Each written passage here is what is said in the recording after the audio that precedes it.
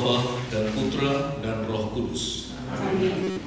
Rahmat Tuhan kita Yesus Kristus, cinta kasih Allah, dan persekutuan Roh Kudus beserta kita sekarang dan selama-lamanya. Selamat siang semua, selamat datang dalam perayaan Ekaristi hari ini. Dan bersama kita hari ini mendampingi saya sebagai konselran, yaitu Romo Emmanuel Ohoy Wutun, MSc.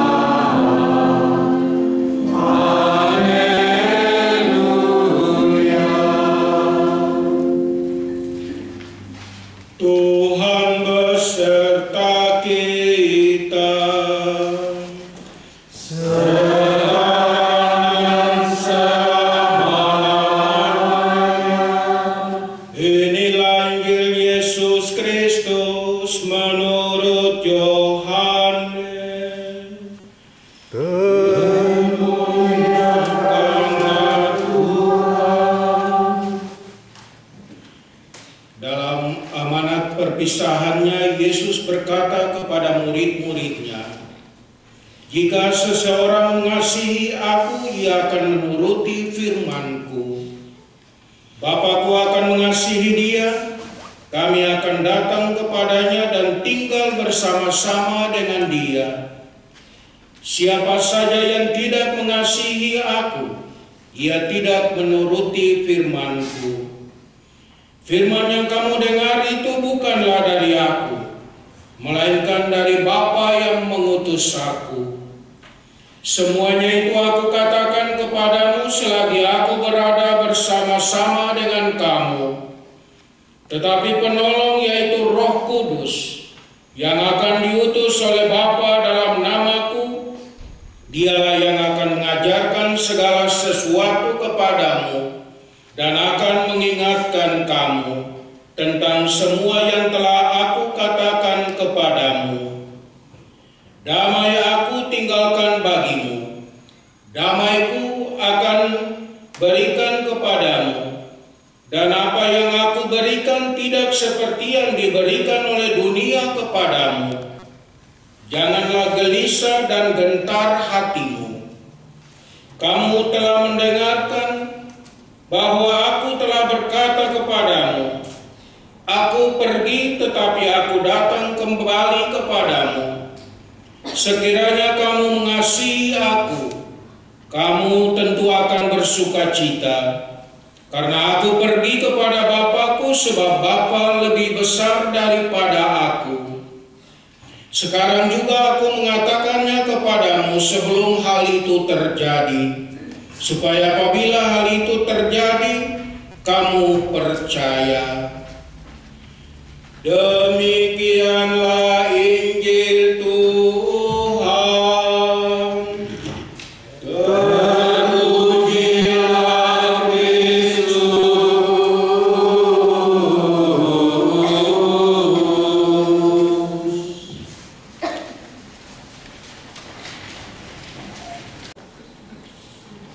Saudara-saudari yang terkasih, sebagai makhluk yang mampu mencintai, bagaimanakah kita menunjukkan bahwa kita telah mengasihi seseorang? Sebagai orang Kristiani, bagaimanakah kita menunjukkan bahwa kita mengasihi Yesus? Dan bagaimanakah Anda sebagai suami dan istri menunjukkan bahwa Anda mengasihi pasangan Anda? Memang ada banyak cara untuk menunjukkan kita mengasihi seseorang. Yang biasa diobrolkan yaitu kata-kata rayuan gombal. Tapi itu bukan cara kita mengasihi. Walaupun banyak wanita, banyak pria suka sekali dengar kata-kata yang indah-indah, membuat dia melayang. Bisa juga dengan memberikan hadiah sebagai tanda cinta, tapi bukan itu. Jawabannya, kita menunjukkan cinta kepada orang yang kita kasihi atau kepada Tuhan, yaitu dengan berlaku setia kepadanya. Bukan dengan rayuan, bukan dengan hadiah, sebab dengan kata-kata dan hadiah seringkali manusia bisa memanipulasi cintanya. Karena ada maunya, dia kasih hadiah. Itu bukan cinta, tapi itu namanya trading. Ya. Kita memberi supaya kita menerima. Tetapi Yesus berkata, jika kamu mengasihi aku, kamu akan menuruti segala perintahku. Dengan kata lain Yesus mengatakan, kalau kamu mengatakan mengasihi aku, maka kamu harus setia kepadaku. Kita diminta untuk bertindak, bersikap seperti yang Ia kehendaki, bukan seperti yang kita kehendaki. Kita tidak melawan dan membantah Dia, atau kita tidak meragukan sabdanya.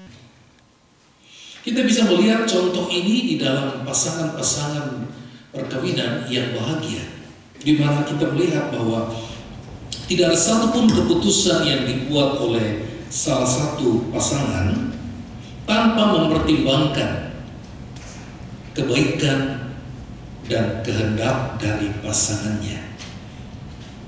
Kalau belum ada sepakat, maka mereka harus menanti sampai terjadi kesepakatan.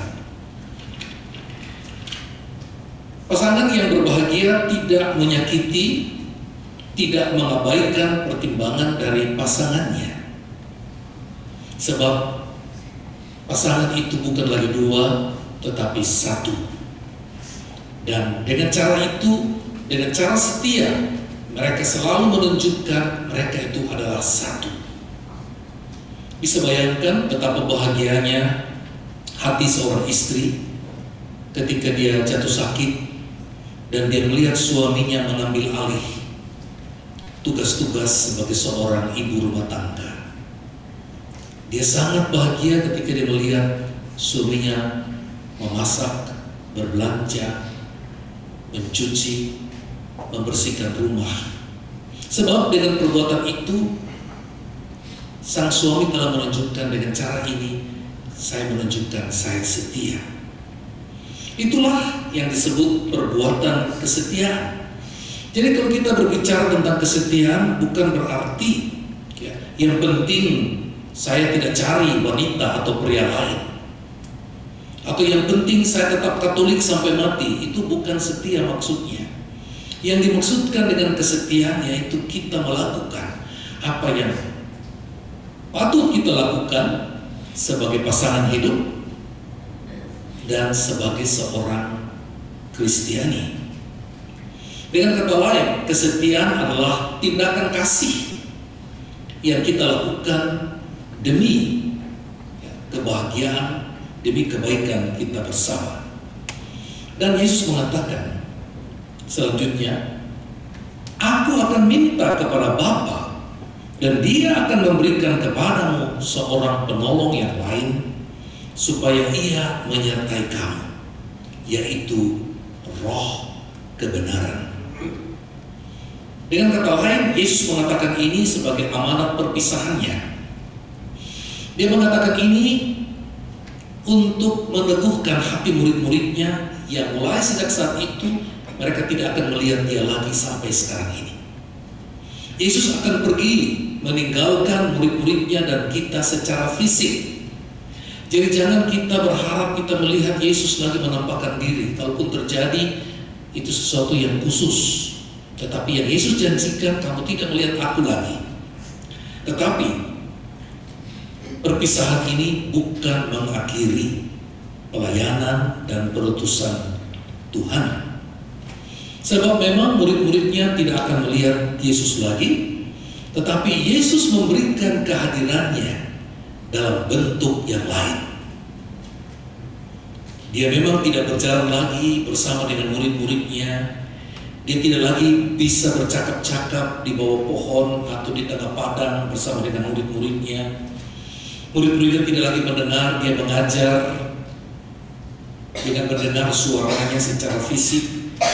Tetapi Yesus memberikan dirinya dalam bentuk yang lain, yaitu dia memberikan spiritnya, dia memberikan rohnya yang disebut sebagai Roh Kudus, disebut sebagai roh kebenaran, disebut sebagai roh penghibur, disebut sebagai roh pembela, disebut juga sebagai roh yang memberikan inspirasi. Jadi Tuhan berbicara kepada kita saat ini tidak lagi secara fisik, tetapi dia berbicara di dalam hati kita. Ketika kita mendengarkan sabda Tuhan disampaikan kepada kita, yang kita dengarkan juga apa yang bergema di hati dari apa yang kita dengar oleh telinga kita. Dan itu hanya dapat dialami kalau kita menghayati kehadiran rohnya itu dalam hidup kita. Yesus mengatakan, aku memberikan kepadamu seorang penolong yang lain, yaitu roh kebenaran. Dialah yang akan berbicara kepadamu, dia akan mengingatkan kepadamu segala sesuatu yang telah aku ajarkan. Jadi kita perhatikan, bila kita mendengarkan firman, maka perhatikan apa yang bergerak di hati kita.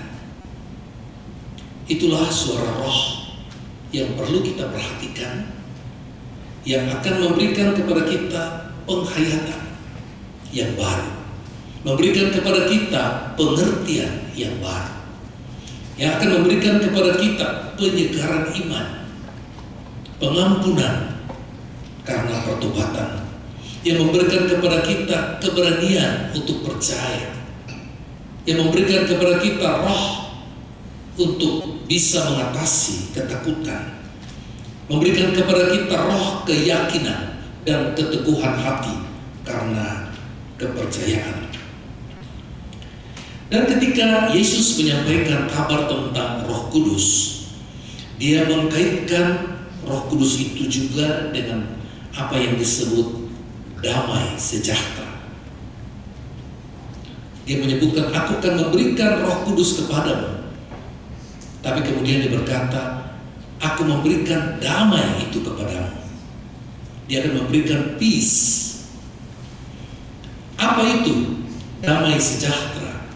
Apa itu peace yang disampaikan oleh Yesus?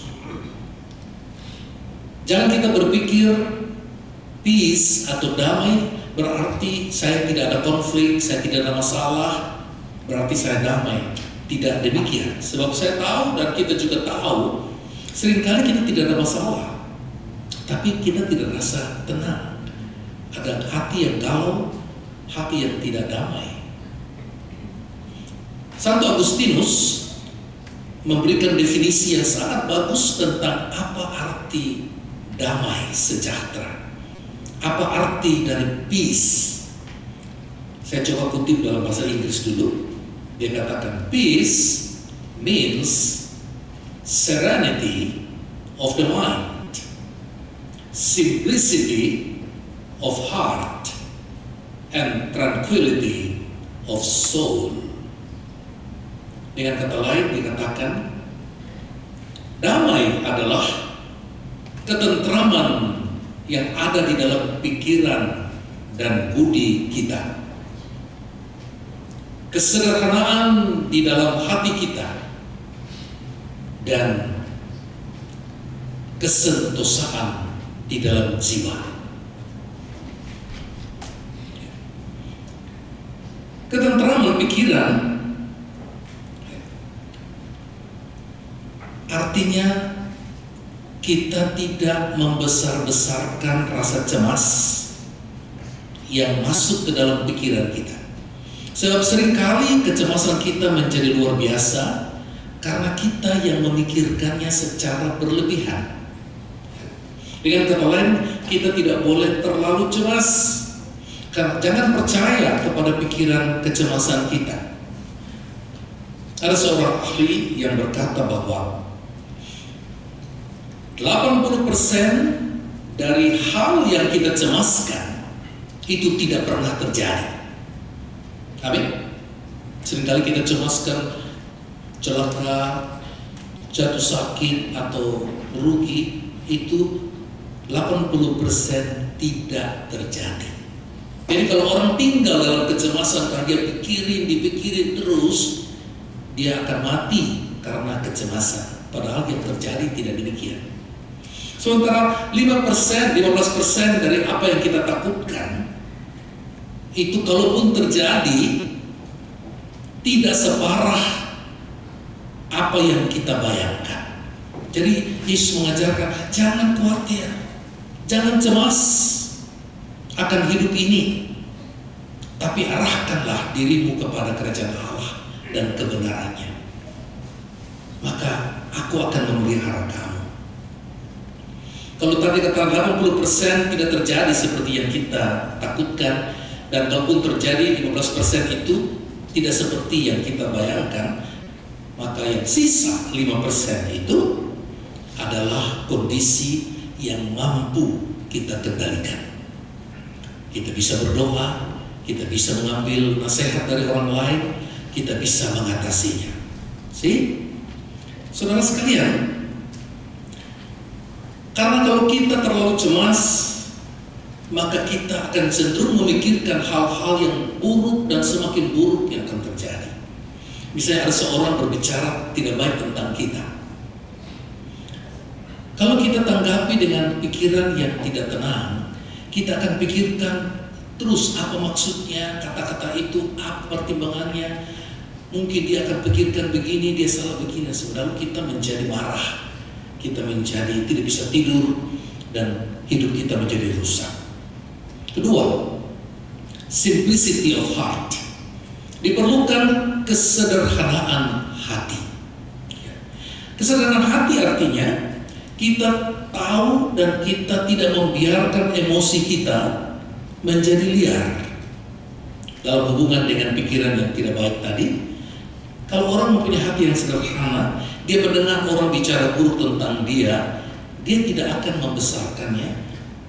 Tapi dengan hati yang sederhana dia mengatakan, dia salah ngomong, ya. Atau dia lagi capek kok ngomong gitu. Kan orang bisa saja salah ngomong. Nah, orang yang punya hati yang sederhana bisa berpikir demikian, atau aku tidak ambil peduli. Maksudnya pasti tidak seperti itu. Ngerti kan? Tapi kalau hati kita hati yang rumit dan penuh dengan kepahitan, kita akan timbang-timbang, kita akan pikir-pikir, kita akan analyze, dan akhirnya kita menjadi rusak sendiri. Maka tanpa kesederhanaan hati, emosi kita menjadi liar. Kita memiliki prasangka berlebihan, lalu kita mulai dendam dan menyimpan amarah. Demikian juga terjadi dalam hal kecemburuan. Ketiga, jadi selain pikiran yang damai, hati yang sederhana, yang ketiga yaitu kesentosaan jiwa. Orang yang mempunyai jiwa yang sentosa, yaitu hatinya ringan, ya. Hatinya, istilah orang Jakarta, plong. Ya. Seringkali kita tidak mengalami kesentosaan, walaupun semuanya berjalan baik, kita sehat, pekerjaan cukup, uang pemasukan cukup, kita bisa kemana pun kita mau, tapi kita merasa tidak sentosa. Hal itu terjadi kemungkinan karena jiwa kita kusut, jiwa kita kotor, dicemarkan, jiwa kita kacau, dan kemungkinan besar oleh karena adanya perasaan bersalah, perasaan berdosa akibat perbuatan yang kurang baik. Saudara-saudari yang terkasih, dengan demikian kita hanya bisa memiliki damai yang Tuhan janjikan itu kalau hubungan kita dengan Tuhan itu baik. Dan hubungan dengan Tuhan itu baik melalui penghayatan akan pengampunan. Apabila kita berdoa, berhasil dengan Tuhan, kita selalu ingat bahwa Tuhan yang kita imani ini Tuhan yang Maha Kasih, yang selalu suka mengampuni. Dia itu penuh dengan belas kasihan. Dia tidak menyimpan kesalahan kita. Dengan cara itu kita bisa mempunyai hubungan yang baik dan kita bisa mendapatkan pengampunan. Dan hubungan kita yang baik dengan Tuhan juga itu berdasar rekonsiliasi. Jadi kita selalu perlu memperdamaikan diri kita, dengan orang lain, dan dengan Tuhan sendiri. Dan akhirnya lewat kesatuan. Di mana ada kesatuan, di situ juga ada kedamaian hati. Jaga selalu kesatuan dalam keluarga, dalam persahabatan, dalam komunitas. Dengan cara itu kita bisa menghayati apa yang Yesus janjikan. Aku akan memberikan kepadamu penolong yang lain. Kamu tidak melihat aku lagi, tetapi Dia yang tinggal dalam kamu. Dia akan menuntun kamu, Dia akan ingatkan kamu segala sesuatu yang telah Kuajarkan kepadamu. Damai dan kasih semacam ini yang disabdakan Yesus tetap bergema dan tetap berlaku sejak 2000 tahun yang lalu sampai dengan saat ini. Amin. Dalam nama Bapa dan Putra dan Roh Kudus. Amin. Tuhan bersamamu Dan bersama rohnya juga. Semoga saudara sekalian diberkati oleh Allah yang Maha Kuasa, Bapa dan Putra dan Roh Kudus. Ini berarti Ekaristi kita sudah selesai. Mari kita mengundurkan diri dan hidup di dalam damai Tuhan. Syukur kepada Allah.